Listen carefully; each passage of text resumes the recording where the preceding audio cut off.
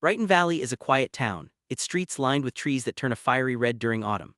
I always thought of it as my haven, a place where I knew everyone's name and everyone knew mine. The ticking clock at the town square always returned to the same rhythm, soothing and predictable. But right now, sitting at a coffee shop with my fingers wrapped around a lukewarm cup of black coffee, everything feels different. A sense of unease grips my stomach, twisting it as tightly as a coil. I let my gaze drift to the window, watching as the leaves danced in the chilly breeze, oblivious to the storm brewing in my heart. "Hey Evan," a voice pulls me from my thoughts. I look up to see Sarah, my childhood friend and the only person who can read the unspoken words on my face. Her curly hair bounces as she strides over, a warm smile plastered on her face. "You look like you just saw a ghost." I chuckle, but the sound feels hollow. "You're not too far off, more like I just heard one."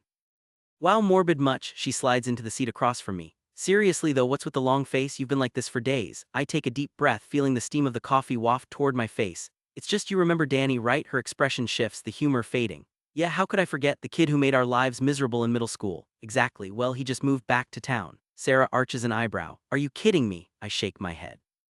"No, and I'm not sure how to feel about it. He was a nightmare back then and now he's like 100 times worse." "Worse how?" "He's a big shot lawyer now, Sarah," I say, rolling my eyes. "Brought his fancy city life back to Brighton Valley like he owns the place." That guy never knew how to play nice. What's he been doing since he came back?" "Trying to charm everyone. You should have seen him at the last town meeting. It was revolting." "That sounds toxic." I nod, the memories flooding back.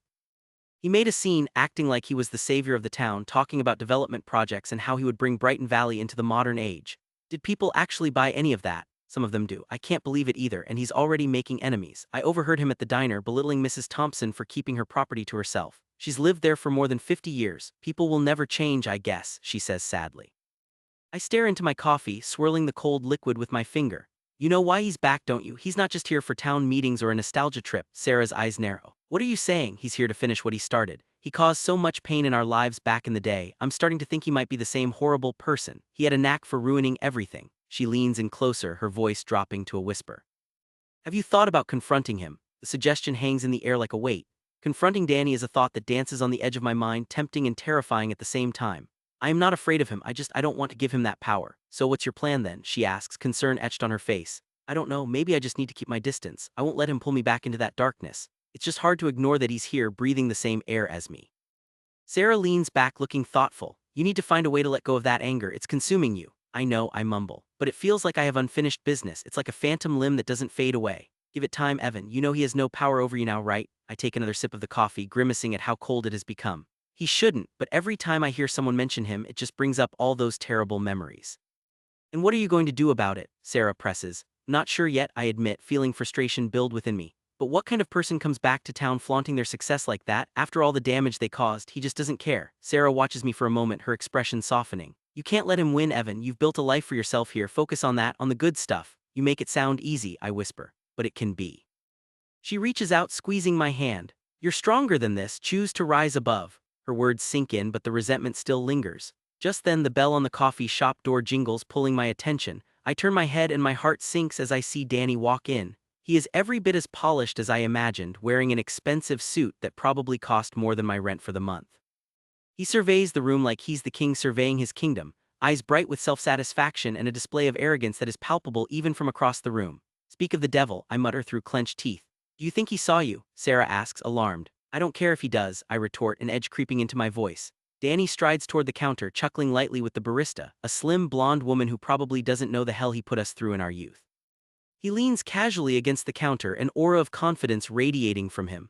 My fingers curl tight around my coffee cup, angry heat pulsing in my veins. Every taunt, every mocking laugh from our childhood floods back to my mind like flashbacks from a nightmare. "I think he's talking about some community project," Sarah says, her eyes darting between me and Danny.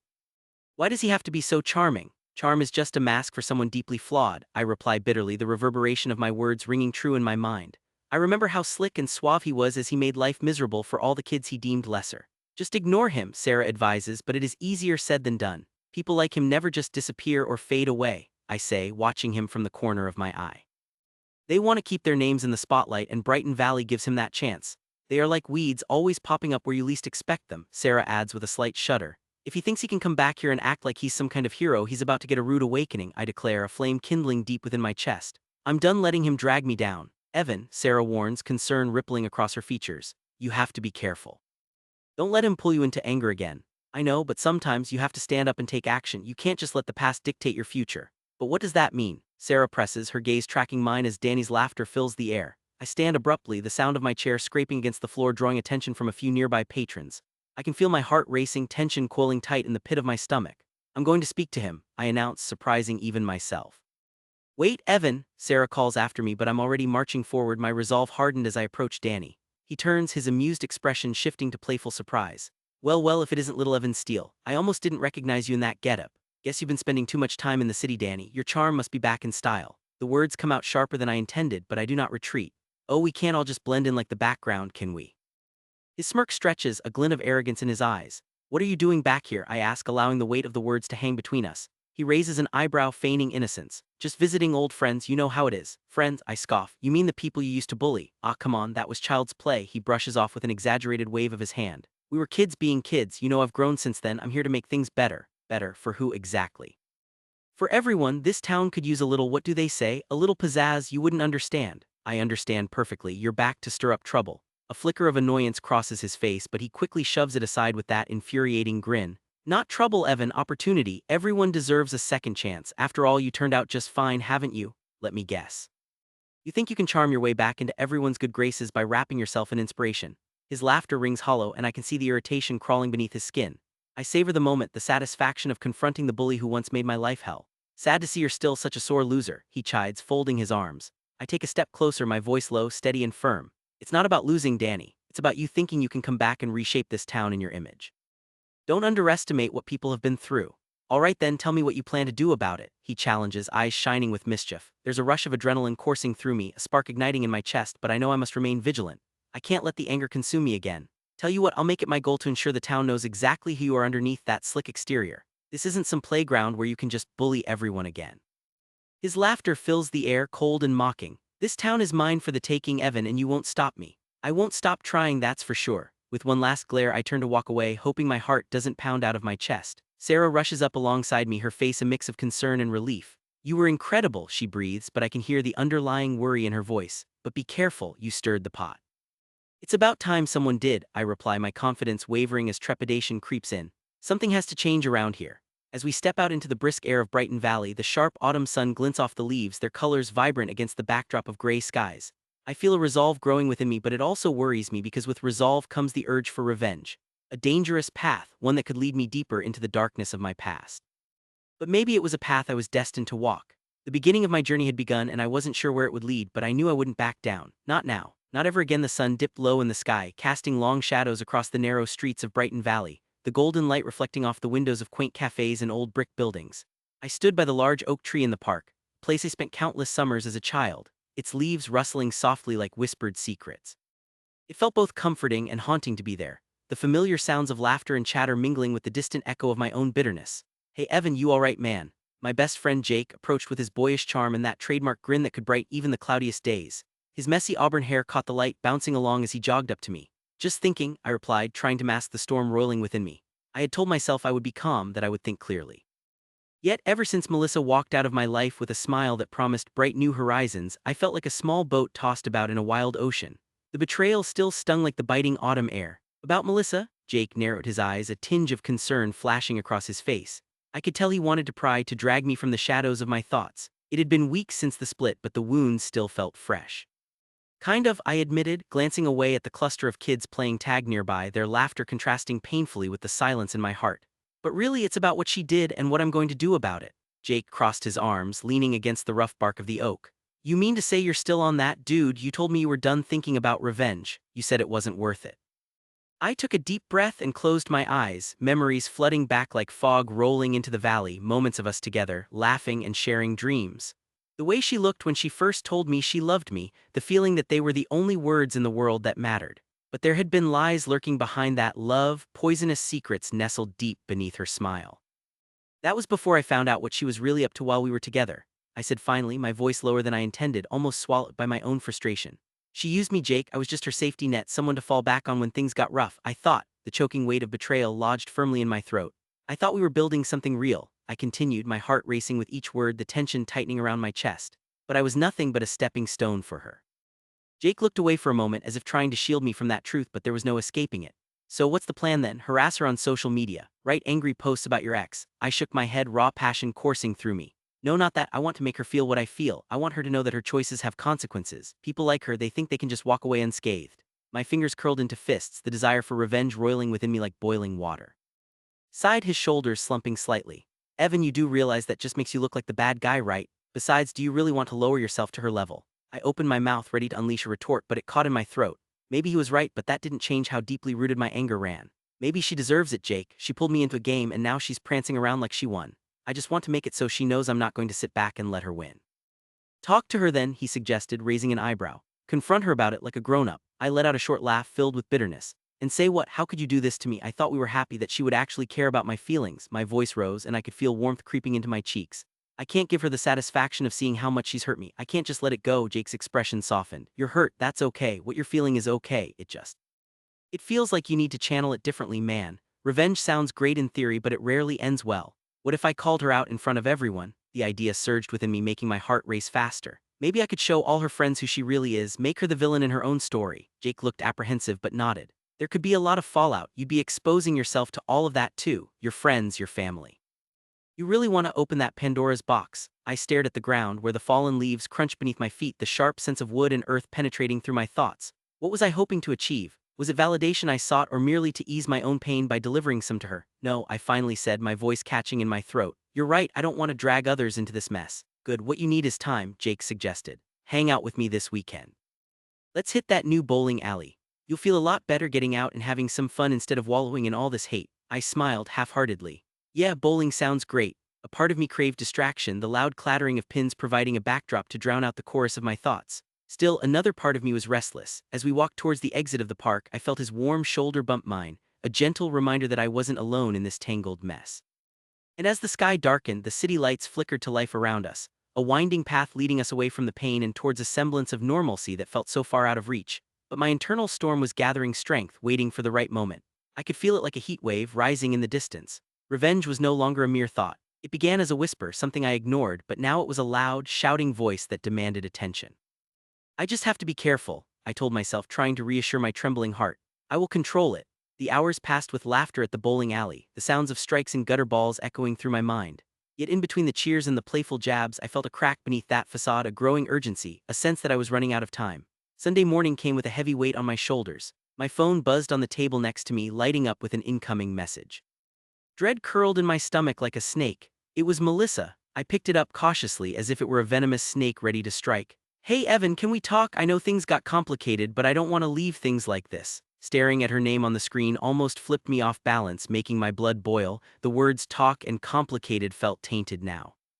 I hesitated, torn between the urge to respond with something that would dignify my pain and the impulse to forward the conversation into the fiery sword I was sharpening for her. What's there to talk about? I typed out before erasing it quickly. My fingers hovered over the keys. What do you want from me? The silence stretched on, a taut wire threatening to snap. I had no idea how to unravel what was tangled inside me. Just, would you meet me at our cafe? We can clear the air. I miss you.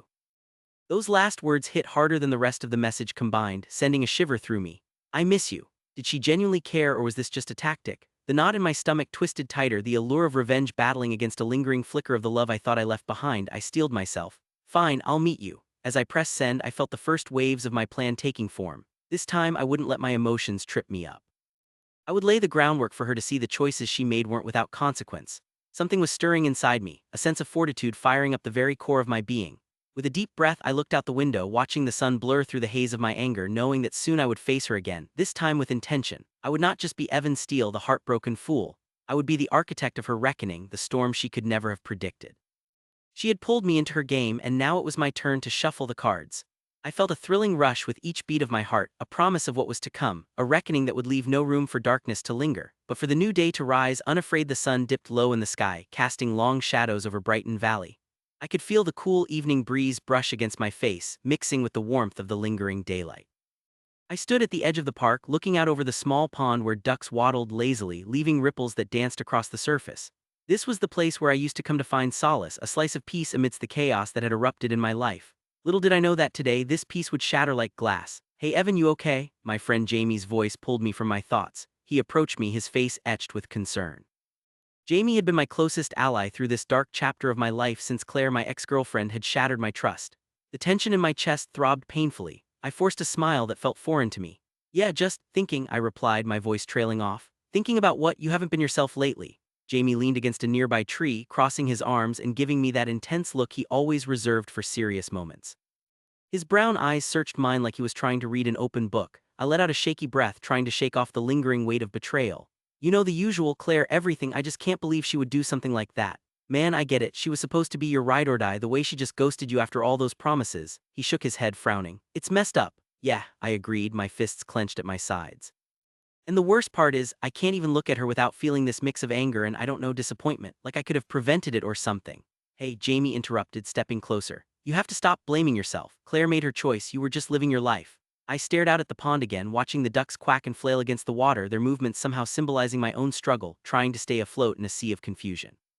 I just thought we were happy, you know. We shared dreams, we laughed at stupid jokes, and then she just tossed it all away for that jerk Kyle. Jamie grimaced. Kyle, that loser, seriously, his voice raised slightly in disbelief. What does he even have that you don't? In the back of my mind, a darker thought lurked. Kyle was the one who could toy with Claire's heart. He had the charm, the confidence I lacked, and that meant he could sweep her away without a second thought. I don't know. Maybe it's just that he was willing to take risks. I played it safe and maybe that was my downfall. Evan, Jamie began, leaning in closely. You've got to take this pain and turn it into something powerful. Don't let them win. You are better than both of them. Use this, do something. His words struck a chord in me. Instead of wallowing, I could harness this anger. I straightened, feeling a flicker of determination rise within. You're right, I need to channel this into something. Not letting them win sounds really good right now. Jamie smiled, sensing the change in my posture. That's the spirit, so what are you thinking, a workout, maybe some crazy project? I looked up and caught a glimpse of the small boathouse at the far end of the park. It looked a bit worn down, but it sparked an idea. You know, I always wanted to restore that old sailboat that's been sitting there for ages. I used to dream about sailing out into the ocean. It could be my escape. That would be amazing. But have you ever done any boat repairs before? Jamie's eyes widened, a mix of excitement and skepticism swirling in them. Not really, but how hard could it be? I mean, the internet is full of tutorials, right? Plus, it'll keep me busy away from everything, especially Claire and Kyle. It's like I'll be building my own path, and who knows, maybe it would be nice to have a little adventure on the water. Let's do it together, find some tools, maybe catch some sunsets while sailing. Just think about it, fresh air, waves, freedom. Jamie's enthusiasm was infectious. Yeah, I said, my heart lifting as I envisioned the possibilities. Freedom, I like the sound of that. In that moment, part of my resentment burned off like a fog in the morning sun. I could picture the joy of the open sea, the salty breeze, the thrill of new horizons. It felt like a tangible kick against the life that had shoved me down. Let's start today then, Jamie suggested, a bright grin on his face. What do we need? Tools, some supplies, maybe even paint. We'll make it bright and bold, something that signifies a new beginning. I could feel the energy racing through my veins, pushing away the shadows of doubt. I could paint it red, red for passion, for rage, for the fight I have inside me now. A red sailboat, that's gonna look epic. Jamie's approval felt like a long-awaited nod from the universe itself. We took off toward the local hardware store. The air was heavy with anticipation, my mind buzzed with possibilities, and for the first time in ages I felt a glimmer of hope. As we reached the store, an array of scuffed wooden crates and half-open cans of paint welcomed us. I held my stomach in excitement as I scanned the shelves. What about this? Jamie exclaimed, picking up a sleek power drill and holding it as if it were a trophy. Every sailor needs one of these. Perfect. It'll make things easier, I said, nodding. I grabbed some brushes and ropes while Jamie tossed in cans of paint in vivid shades of red, orange, and yellow. With each new item, I felt like we were layering the foundation for something massive, an electrical pulse reawakening my spirit. Do you want to do the full restoration today? I asked, my breath quickening. The thought of working on the sailboat felt like a dream that I had finally begun to wake up from. Absolutely, let's do it. We'll show that old boat what we can do. Jamie's excitement radiated through the sparse aisles, attracting the attention of a fellow shopper. Sure, just make sure you don't drill your hand, a man chuckled as he walked past, amusement dancing in his eyes. I sent a sheepish grin back and ran my fingers through my hair. No promises, I joked. With our supplies in tow, we hopped into Jamie's truck and rushed to the boathouse. The wind whipped through the windows of the vehicle, mingling with the joy bubbling up inside me. I was reminded of the summer days when I dreamt of a life free from burdens. When we arrived, the old sailboat loomed over us like a withering giant, its paint peeling in patches and the wood weathered and worn. I could see remnants of its former glory, a time when it had probably danced effortlessly on the waves. All right, hero, Jamie said, slapping me on the back. What's first? I stepped closer, examining the boat. We should clean it up first. Get rid of all this gunk and see what we're working with underneath. With the sound of tools clanking and the scent of fresh wood filling the air, we dove into the project. I felt a surge of adrenaline with each scrape, each splash of soap. And as I scrubbed away the layers of grime, I imagined reclaiming my life from the wreckage left behind by Claire's betrayal. You've got some serious muscle in those arms, Evan. Who knew you were hiding a secret strength? Jamie grinned, throwing water at me from the bucket. I splashed some back at him, both of us laughing as the tension eased away. Oh, don't be fooled, this is just my I'm tired of moping around workout. Hours melted away as we scrubbed, pried, sanded, and painted. The boat began to take shape. It was transforming into something far more magnificent than it was when we'd first arrived. The weariness lingered in the air, but it was the kind that brought satisfaction, the kind that made me feel alive. How does it look? I asked after we finished the first coat of red paint, taking a step back to admire our handiwork. Dude, it's vibrant, best decision ever. Jamie's eyes sparkled gleefully. Each brushstroke feels like we are layering on the courage you need. That struck deep. It was more than just a boat, a project. It was a metaphor for my life. I was taking the pieces that had been shattered and developing something stronger, something radiating with a pulse of defiance. As the sun dipped below the horizon, a golden light cast a fiery glow over our creation. I breathed deeply, inhaling the fresh scent of paint mixed with the salty coastal air. I think we need to take a break, Jamie suggested, cracking a can of soda and handing one to me. We've earned it, absolutely. I accepted the cold can and we both plopped down on an old bench nearby. Can you imagine sailing on this bad boy? It will feel like freedom. Freedom, man. Jamie raised his can in a toast. To new beginnings, to new beginnings, I echoed, clinking my can against his, feeling the clamor vibrate through me. Taking a sip, I let myself relax for a moment and the satisfaction from our hard work rushed through me. With the fiery paint still wet, I took a good look at Jamie, grateful for his unwavering support. You know, Jamie, I really appreciate you sticking by me through all this. I don't know what I would do without you, I admitted, the sincerity in my voice undeniable. Of course.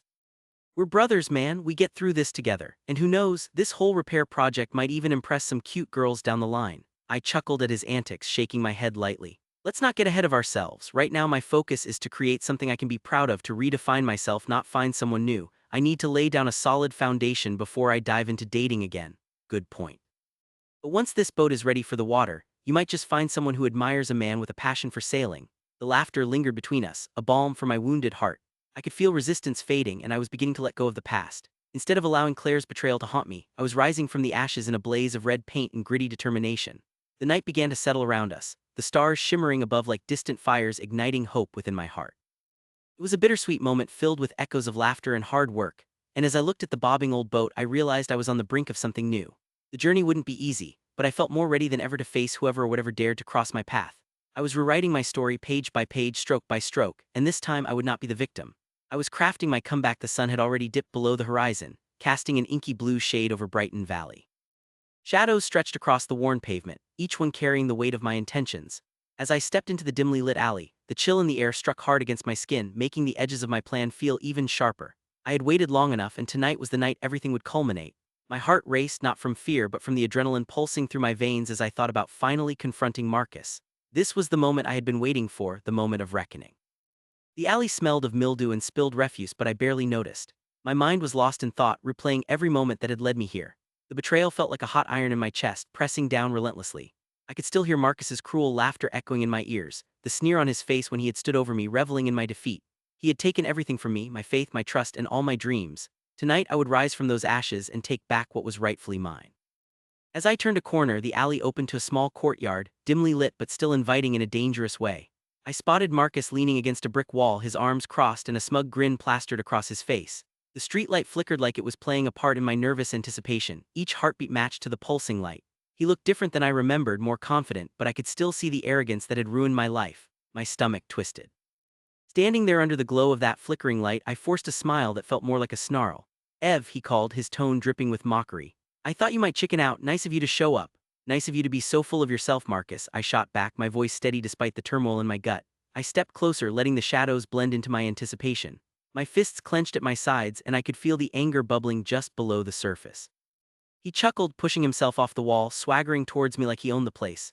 "You really should thank me, you know. If it weren't for me, you'd still be stuck in that dead-end job, dreaming about doing something great." "Great," I spat, the sound of the word harsh on my tongue. "Great is not what you did to me. You took my ideas and spat them back at me like they were garbage. You stripped me of my dignity." I stepped closer, invading his space, my heart racing.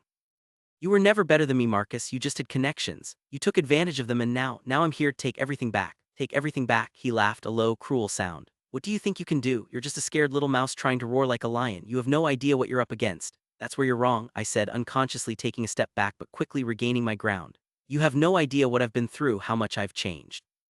This time it's my turn to control the narrative." He cocked an eyebrow, intrigued. "Changed? You mean like that pathetic little loser who used to hide behind their keyboard writing blog posts no one cared about?" His words sliced through me, the laughter burned like acid in my soul. "Keep talking, Marcus. Savor this moment, because soon enough you won't have anything to laugh about." With each word I spoke, the tension grew. My mind darted back to that fateful day, the betrayal that cut deeper than any knife. "You think you can just walk away from this?" I continued, my voice steady yet charged with an undeniable ferocity. "You stole my heart's work, my soul, and you're paying for it tonight." His grin faltered ever so slightly and I could see a flicker of uncertainty cross his features. You're barking up the wrong tree, Evan. I made our project successful. You should be kissing my shoes. The only shoes I'll be kissing are your coffin, I said, feeling the fire within me ignite my resolve. You really don't get it, do you? Your success is built on my dreams and I'm not letting you walk away this time. Not afraid of you, he said, the bravado returning to his face. But I saw the tiniest crack in his confidence and that feeling of righteous anger surged within me again, feeding the revenge I had meticulously planned. You should be, I responded, a thrill shooting up my spine. It wasn't just about the past anymore, it was about reclaiming my future, my life. I stood firm, my feet planted like roots dug deep into the ground. You took everything from me and now it's time for you to face the consequence. He suddenly stepped closer, invading my space, and I felt a rush of anger mixed with fear. What do you think you can do? You have no power here. Watch me, I snapped. I am done being your victim. Marcus paused, his confidence wavering as he processed my words. What's your plan? Come on, enlighten me. I forced myself to maintain eye contact. The darkness around us buzzed with tension and I could feel the air thickening between us. The flickering light seemed to reflect the uncertainty he felt. You will find out soon enough. My heart raced and for the briefest moment I doubted myself. What if I made a mistake? What if this was all just a terrible idea? I pushed back against the doubt, drawing on the memories of every wrong he had ever committed. I focused on them like a shield, solidifying my resolve. Evan, you don't want to go down this road, he warned, his bravado shifting into something more cautious and I could almost smell the fear seeping from him. I leaned in, lowering my voice so only he could hear. Admit what you did, Marcus. Admit that you are the reason I lost everything, that you crushed not just my dreams but my spirit. He recoiled slightly as if my words physically struck him. What are you talking about? You think I wanted that? This is business, nothing personal. Business. I echoed incredulously, feeling the contempt spill over. You twisted everything for your benefit. You made it personal the moment you stabbed me in the back. For a heartbeat, our eyes locked and I witnessed the raw flicker of fear in his gaze. You think you can turn this around? You think I won't fight back? Fight back? Is that what you think I'm afraid of? I challenged.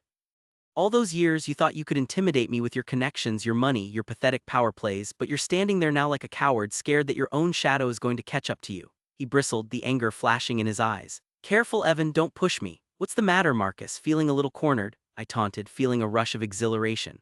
The game has finally shifted and I was no longer his prey.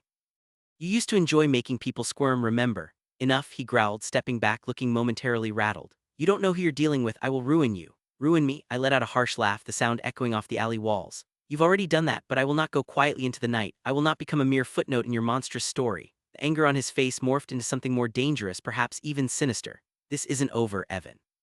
Don't think for a second that you've won. I have resources at my disposal. I stood my ground. The end of your reign is coming, Marcus, whether you want to believe it or not. Your little threats don't intimidate me. I took a deep breath, grounding myself in the present. The taste of metal lingered in my mouth, a reminder that I had the power now. Good, I replied, each word deliberate and clear. Then let's bring this to head. One last confrontation, just you and me and the truth. We stood there, suspended in a moment that felt too heavy, our breathing the only sound echoing through the alley. I saw the wheels turning in his head. He was weighing his options, plotting his escape. His gaze faltered and a hint of doubt crept into his expression like clouds shadowing a bright day. You really think you can pull this off? He asked, and I could sense the doubt in his voice seeping through. I already have. I let those words hang in the air between us, knowing full well that my next move would shake him to his core. But what if I tell everyone your little dirty secrets? He leaned in, attempting to intimidate. Then you would be exposing yourself, I shot back, feeling a strange surge of confidence swell within me. You have no idea what I have up my sleeve. For the first time I glimpsed actual fear flicker across his face and I savored the moment. The tables had turned and he could feel it. You wouldn't dare? Try me, I challenged, letting the words roll off my tongue. Tonight was the night I reclaimed my narrative, piecing together the shards of my shattered identity. The flickering light dimmed, but my resolve only grew stronger. I was not backing down. We stood opposite each other, our gazes locked in battle, and I knew with a certainty that the end of this struggle would leave no winners. The final confrontation was about to unfold. The sun hung low in the sky, casting long shadows across the small clearing where I had decided to meet the one person I thought could help me bring my plan to fruition, Serena Delaney. Her name felt like a whisper of smoke, a memory tainted with the acrid taste of betrayal. But it was a name I had learned to associate with power and ambition. I could almost feel the pulse of the earth beneath my feet, the weight of the past hovering in the air like an ominous cloud. This was it, the culmination of weeks spent plotting, thinking, and rehearsing every possible scenario. I needed to ensure that every single piece fell perfectly into place. When I arrived, the late afternoon light filtered through the trees, casting a golden hue that almost made this place feel sanctified. I could hear the soft rustling of leaves and the distant chirping of birds, but my heart beat loudly in my chest, drowning out all other sounds as I approached the makeshift table set up in the middle of the clearing. I had chosen it carefully, unassuming and intimate, the kind of spot where secrets flourished and intentions could be concealed behind glances. Serena sat there, her back straight, a composed figure against the wildness of nature. Faint breeze rustled her dark hair, and for a moment the world could have slipped away. But then she turned, her deep brown eyes locking onto mine, and the spell was broken. "Evan," she started, her tone warm but guarded. "You actually came. I was starting to think you might back out." I offered her a tight smile, the muscles in my face feeling foreign and tense. "Trust me, running away was never an option. I need this to work." "Serena." She raised an eyebrow, skepticism dancing on her features. "Need or want?" I sucked in a breath, the weight of her question striking me like a physical blow. "Both. You know what happened to me, what they did. This isn't just about revenge, it's about reclaiming my life." Serena leaned back, her fingers lightly tapping against the tabletop. "Revenge can be intoxicating, but you need to remember that it often comes with a cost. Are you ready to pay that price?" I shifted uncomfortably, the weight of her words pressing down on me. "It's either this or live like a ghost in my own life. I've spent enough time feeling powerless. I want to take control." With a slow nod, she seemed to consider my words, her face unreadable. "Fine, but you need to tell me every detail of your plan. I need to know exactly what you're getting us into." The urgency in her voice ignited something inside me. "I have a way to expose Philip Ryder and his godforsaken company for the facade it is. He might look like a king from the outside, but I guarantee you there are skeletons in his closet just waiting to be dragged into the light.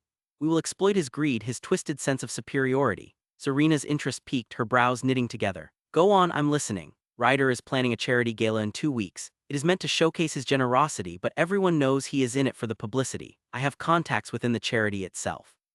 I can get intelligence on the donors, and if I can plant some evidence, something damning enough to ruin him, the media will pounce. It will be scandalous headlines plastered across every news outlet. People love to watch the fall of a so-called hero." She leaned closer, a spark of excitement flashing in her eyes. "That's risky, Evan. If you're caught, you know what that could mean." I felt my resolve hardening and nodded. "I've come this far. The thought of running scared doesn't even cross my mind anymore." Serena's gaze bore into mine, her intensity unwavering. "You have to be smart about this. Philip has his eyes everywhere. If he suspects anything, you won't just be risking yourself, you will pull me into it as well. You need a foolproof plan." Suddenly, all those nights spent sketching contingencies and plotting outcomes rushed through my mind. My voice lowered, tinged with confidence. "I have an inside man, Josh. He's been working for Ryder as a tech consultant for the past year. He knows the ins and outs of the place. I've convinced him to help me. He'll be planting devices around the venue under the guise of security checks. We will gather information without any of Ryder's goons ever realizing we're playing them." Serena laughed softly, the sound both incredulous and admiring. "You've really thought this through, but every plan needs a backup. If Josh slips up or if Ryder sees through his act, then we change tactics. I'll create a diversion. It could be as simple as a fire alarm or a power outage. People will panic. Chaos will create the perfect cover for us to escape and execute our moves. That's not just clever, it's dangerous. Life is danger. If I'm going to do this, I need to go all in." Her expression softened, though a hint of uncertainty lingered. "All right, but what about you? What will you do when it's over, assuming everything falls into place?" I hesitated, the question hauntingly real. "What if I take down Ryder, only to find that the only legacy I've forged is one of destruction? Will that make me no better than him?" Serena leaned forward, the intensity in her gaze flickering once more. "You will not be him. This isn't just revenge. Exposing him is about saving others from the same fate you suffered. That's a legacy worth leaving." I felt a wave of conviction wash over me, the turmoil and pain morphing into a clearer vision of purpose. "You're right. Each moment I wasted holding onto the shackles of my past has led to countless others being suppressed by his tyranny. If I can stop him, if we can stop him, it'll be worth it." The silence hung between us, heavy with the weight of our possibilities. I could see the gears turning in her head, and although I felt exhilarated, a part of me couldn't shake off the gnawing anxiety that accompanied every move we would make. "We need to prepare. The gala is in 2 weeks, which means we have a lot to stake. I want you to gather intel on possible guests, anyone significant that Philip Ryder is trying to impress. We'll need to know who they are and what they can help pull together." Serena rose to her feet, an air of determination set about her. "I'll start working on the guest list right away. Let me know when you've secured Josh's agreement and we will forge ahead with our mission." Watching her leave, I felt a renewed sense of purpose bubbling within me. With every step Serena took away from the clearing, I felt the shackles of my old self clanging against the ground. This was real, this was happening. I was ready to break free from the chains of fear and uncertainty. But the taste of revenge was bittersweet, and I could feel the cold fingers of doubt gripping at the edges of my consciousness. As twilight settled around me and shadows gathered like spectators to a dark carnival, I could either succumb to the force of fear or harness it. Suddenly, I pulled out my phone and with trembling fingers sent a short text to Josh. "It's time. Meet me soon, we have a plan." I barely had time to breathe out my rising nervousness before adrenaline coursed through my veins, pushing me forward. The task ahead felt dangerously thrilling, but I was ready to settle the score once and for all. The world would know who Philip Ryder really was, and I would no longer be the unknown victim in his twisted game. As I stepped back into the shadows of the trees, I made a silent promise to my past self. I would become more than a victim. I would be the architect of my own reckoning. And as the last ray of sunlight melted into the horizon, I embraced the darkness ahead, ready to unleash the storm I had been brewing for far too long.